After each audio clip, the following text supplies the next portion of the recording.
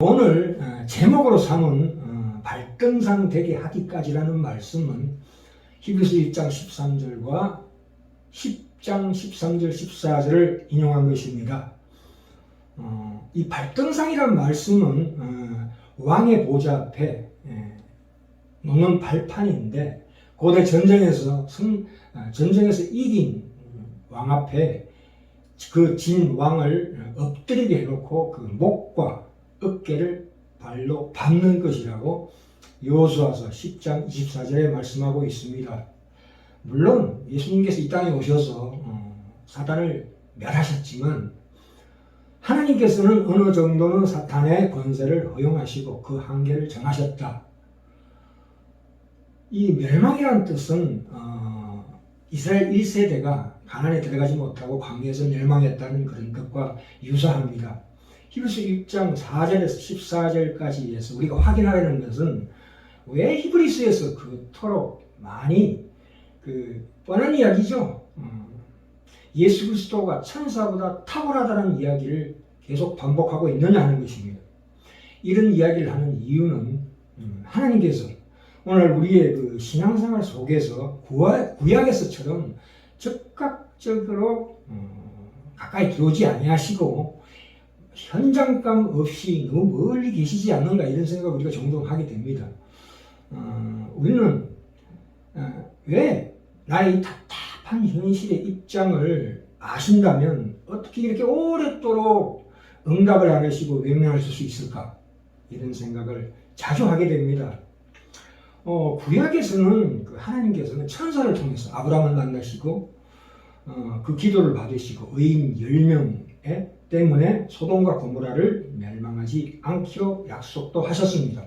창세기 28장에서는 야곱과 만나서 씨름까지 하시는 하나님이신데 어떻게 이렇게 나를 외면할 수 있는가, 이런 생각을 아주 많이 하게 됩니다.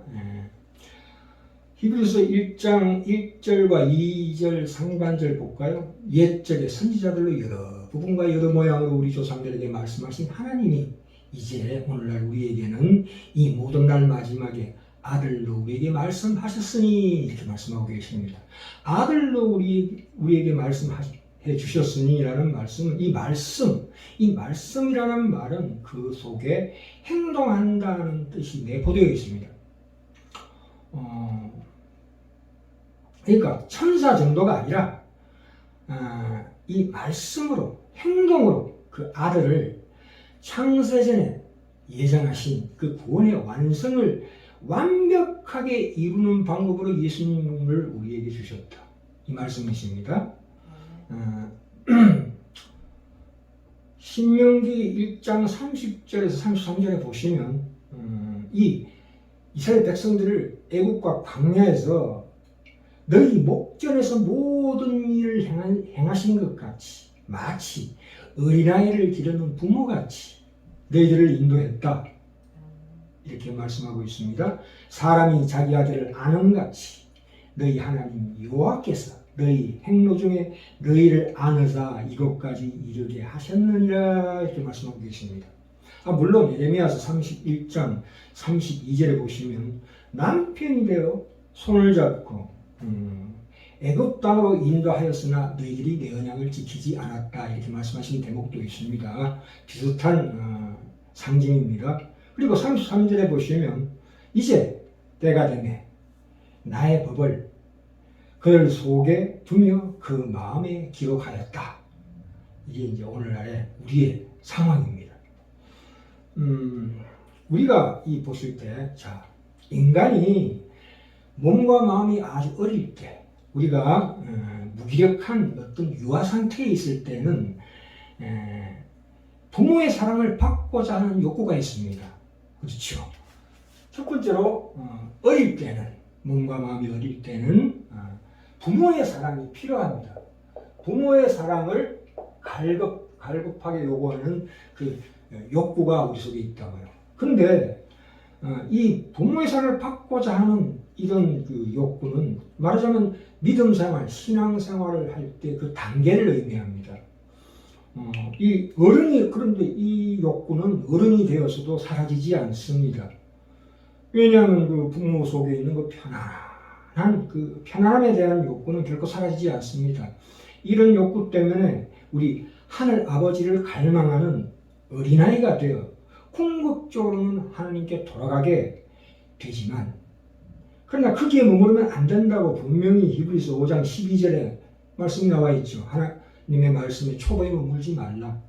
또 히브리서 6장 1절에 그리스도의 초보에 머물지 마라, 이렇게 말씀하고 계십니다. 그러니까 두 번째로 인간이 어느 정도 성장한 후에는 자신의 가장 깊은 비밀까지 공유하고 아무 두려움 없이 신뢰하고 말하고 사랑할 수 있는 친구를 사귀고 싶어하는 욕구를 느끼게 됩니다. 두 번째는 친구. 예수님께서도 요한복음 15장 15절에서 이제부터는 너희를 종이라 하지 아니하리니 너희를 친구라 하였노니, 이렇게 말씀하고 계십니다.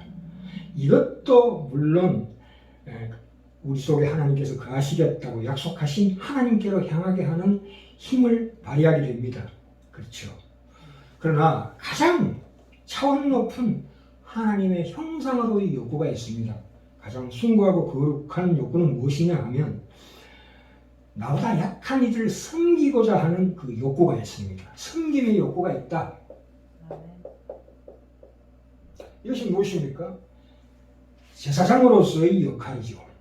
이것을 우리에게 하나님께서 계속 요구하십니다. 그래서 우리가 현실적으로 생물학적으로 부모가 됨으로써 이 욕구를 충족시키고 발현하게 됩니다.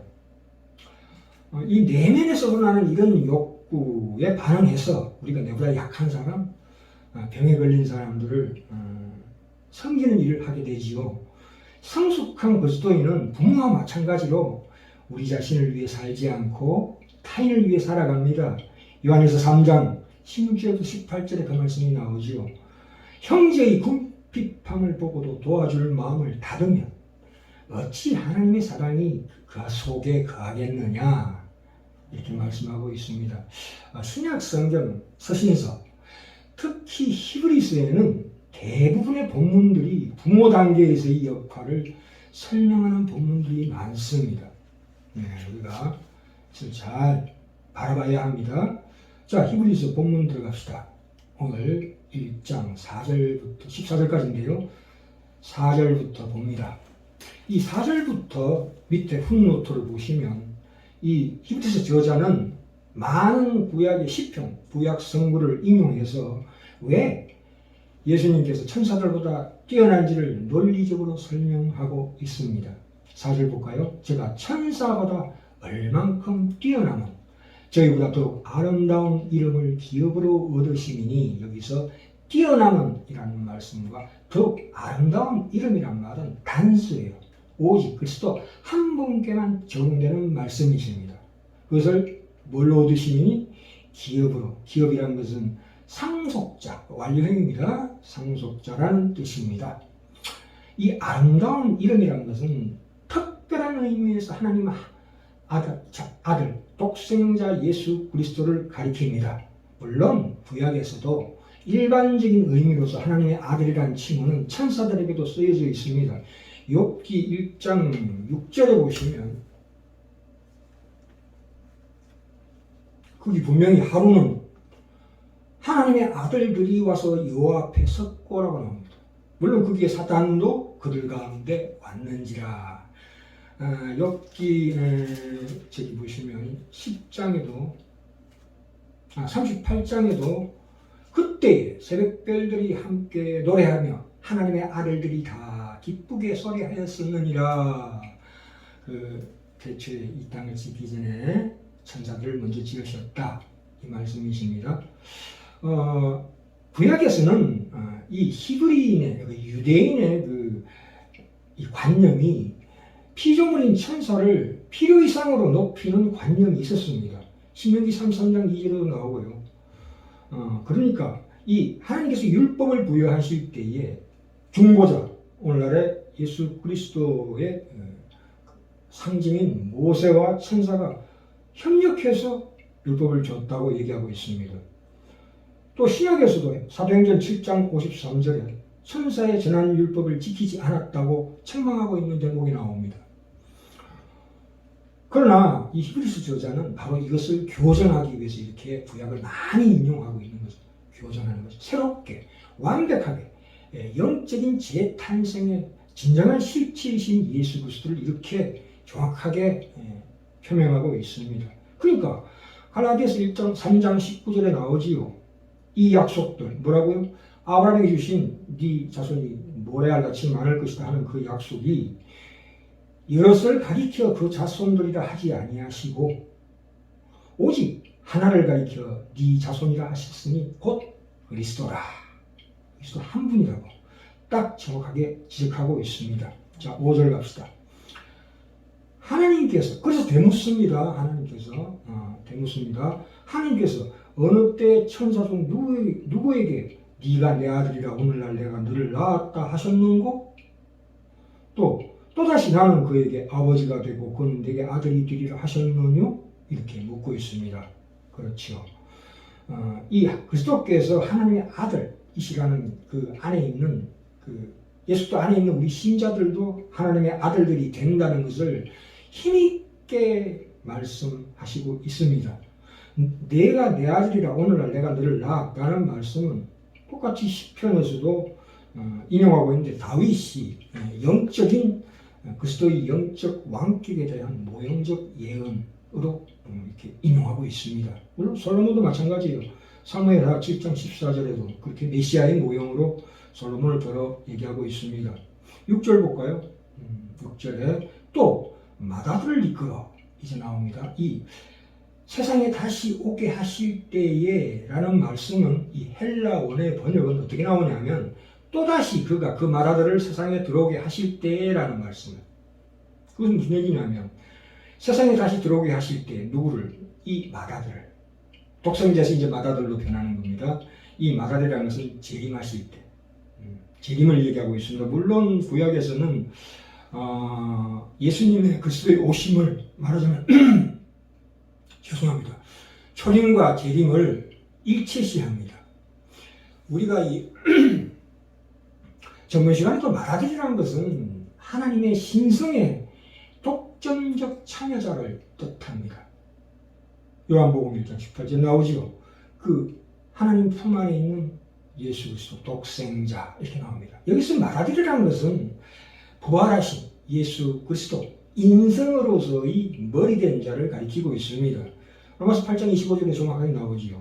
또한 히브리서 2장 10절에도 나옵니다. 10절 볼까요?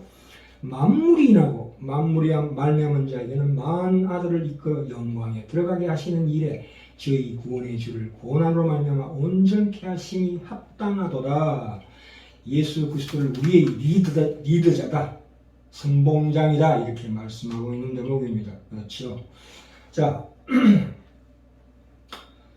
히브리서 1장 13절에 발등상 되게 하기까지 원수로 너의 발등상 되기까지 너는 내 우편에 앉았으라 하시는 말씀은 히브리서 10장 13절 14절에도 동일하게 나오는 말씀인데 좀 더 보충해서 그 말씀이 나와 있습니다. 제가 읽겠습니다. 히브리서 10장 13절 14절이 히브리서 1장 13절과 동일한데요. 그 후에 자기 원수들로 이 자기 발등상이 되게 하실 때까지 기다리신답니다. 기다리시나니 제가 한 제물로 거룩하게 된 자들을 영원히 온전케 하셨느니라 이렇게 말씀하고 계십니다. 그러니까 우리가 오늘날 그 대상이다.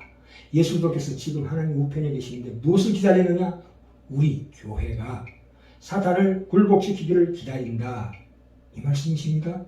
베드로전서 1장 9절에 나오지요. 정확하게 오직 너희는 택하신 족속이요 왕같은 제사장들이요 거룩한 나라입니다. 거룩한 나라요 그의 소유된 백성이니 이는 너희를 어두운 데서 불러내며 그의 기이한 빛에 들어가게 하신 자의 무엇을 아름다운 덕을 선전하게 하려 하심이라 말씀하고 계십니다. 자, 여기서 히브리서는 하나님께서 우리 속에 거하심으로 말미암아 태초부터 하나님이 계획하셨던 그 구원의 완성이 완전히 성취될 수 있다고 주장하고 있습니다.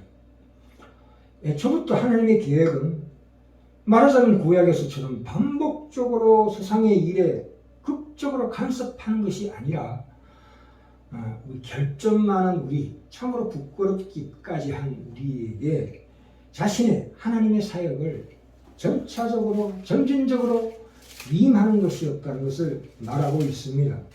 예수님도 요한복음에서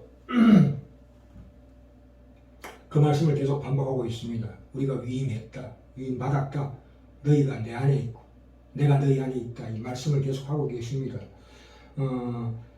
우리 인간과 이 교회가 하나님의 동역자로까지의 지위를 허락하셨습니다. 참 하나님의 이 역설적으로 일하시는 그 방식이라는 것은 참으로 놀랍습니다.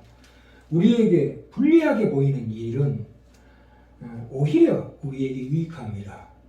우리가 결점 많은 인간들이 잘못된 그런 불리하게 보이는 그런 여건과 환경과 그 성경마저도 하나님께서 유익하게 쓰신다, 이 말씀이십니다. 요한복음 4장에 보시면 예수님께서 가나의 포도주를 최초로 기적적으로 하신 그 다음에 두 번째로 누구를 만나러 가시냐면 사마리아 여인을 만나러 갑니다. 사마리아 여인은 어떤 사람입니까? 공식적으로 5명의 남편을 둔 참으로 이방인 축에 드는 개같이 취급받던 여인이었습니다만 예수님께서 그를 최초의 선교사로 삼으셨습니다. 신약에 보시면 이방의 군인을 믿음의 모범이라고 하신 적도 있고요. 욕심 많은 세리인 삭개오를 관용의 모범이 되게 하셨습니다. 그리고 이 세상을 떠나실 때도 베드로라는 배신자지요. 3번이나 예수님을 부인한 그들을 그 제자들에게 자신의 사역을 완전히 위임하셨다, 이 말씀을 하고 계십니다. 예수님의 이 선택 하나하나가 구속의 참으로 역설, 그 아이러니를 표명하고 있습니다. 자, 7절 볼까요? 7절 하기 전에 1장 13절을 다시 한번 자세하게 보기로 하겠습니다. 1장 13절에 어느 때 천사 중 누구에게 내가 내 원수로 내 발등상 되게 하기까지 너는 내 우편에 앉았으라 하셨느뇨, 이렇게 말씀하고 계십니다. 예를 하나 드릴게요. 아버지가 자녀를 기르고 있는데 그 자녀가 초등학생 자녀가 나가서 맞고 들어왔어요. 그랬을 때 아버지가 쫓아가서 그 때린 친구를 때리면 어떻게 됩니까? 참 못난 아버지죠. 그럴 때 어떻게 합니까? 자녀를 태권도장에 보내가지고 운동을 시켜가지고 다시 가서 네가 붙어라, 그래서 이겨라, 이렇게 얘기하는 거 아니겠습니까? 그와 마찬가지예요. 예수님께서 하나님 우편에서 발등상 되게 하기까지 우리 교회가 사탄을 잡기를 원하십니다. 여기 보시면 시편 110편 1절을 인용한 것입니다. 이 히브리서 1장 13절은 그리스도께서 부활 성천하셔서 주가 되심으로 천국의 모든 대적들을 멸망하는 것을 우리에게 맡기셨다, 이 말입니다. 누가복음 1장 19절에 보시면 이 천사들은 하나님 보좌 주변에 있습니다. 앞에 기도하고 옆에 기도한다고 성경에 나와 있습니다. 누가복음 1장 19절에 사가랴와 엘리사벳, 요한의 부모에게 나타나지요. 사가랴에 나타났죠. 그래서 그때 가브리엘이 나타납니다. 천사장. 그래서 가브리엘이 뭐라고 그랬습니까? 우리가 하나님 앞에 있었다. 보좌 앞에 있었다. 물론 우편에 보좌에는 예수님이 계시지만 이 천사들은 모두 다 영적으로 성도들에게 수종들게 되어 있습니다. 심부름꾼이다, 이 말씀이십니다. 자, 7절 갑니다. 또 천사들에 관하여는 그는 그의 천사들을 바람으로 그의 사역자를 불꽃으로 삼으시느니라 하셨으되, 이 말씀은 시편 104편 4절을 인용한 것입니다. 볼까요? 시편 104편 2절부터 4절까지 제가 읽겠습니다.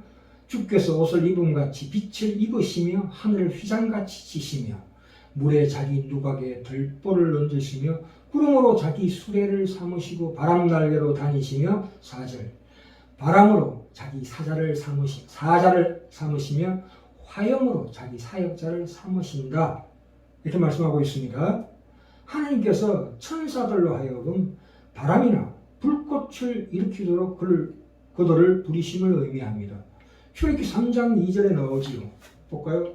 3장 2절에 모세가 2절에 여호와의 사자가 떨기나무 불꽃 가운데서 그에게 나타나시니라. 그가 보니 이렇게 나옵니다. 그러니까 여호와의 사자라고 분명히 나옵니다. 이 떨기나무에 불 붙은 그 정황이. 그리고 욥기 1장 18절 19절에도 나옵니다. 욥기 가볼까요? 1장 18절 19절에도 보시면 이 그 욥의 자녀들을 말하자면 사탄에 의해서 죽음을 당할 때 18절 19절 나옵니다. 그가 아직 말할 때 누가요? 종이 와서 보고를 하는데요. 또 한 사람이 와서 고하되 주인의 자녀들이 그 맏형의 집에서 식물을 먹으며 포도주를 마시더니, 그러니까 잔치를 하고 있었는데 밥을 먹고 있었는데 19절에 거친 들에서 대풍이 와서 큰 바람이 와서 집 내 모퉁이를 치매 그 소년들 위에 무너짐으로 그들이 죽었나이다. 하나님께서는 천사들을 시종자, 심부름꾼으로 쓰신다 이 말씀이십니다. 그러니까 사역자로 쓰신다고 분명히 나와 있죠. 아까 시편 104편 2절부터 4절까지 나와 있고요. 그 말씀이 시편 103편에도 나옵니다. 103편에 20절에 능력이 있어 여호와의 말씀을 이루며 그 말씀의 소리를 듣는 너희 천사여 여호와를 송축하라. 여호와를 봉사하여 그 뜻을 행하는 너희 모든 천군이여 라고 나옵니다. 너희 천군 천사여. 천사를 들어서 이렇게 쓰십니다. 하나님 여호와의 말씀을 이루며 여호와를 봉사하며 그 뜻을 행하는 너희 천군 천사들이여. 이렇게 말씀하고 있는 대목이 있습니다. 그러므로 이 천사들은 예수 그리스도와 우리를 섬기라고 보내신 하나님의 영적인 보조자다, 신부름꾼이다, 수종자다, 이렇게 이해하시면 됩니다.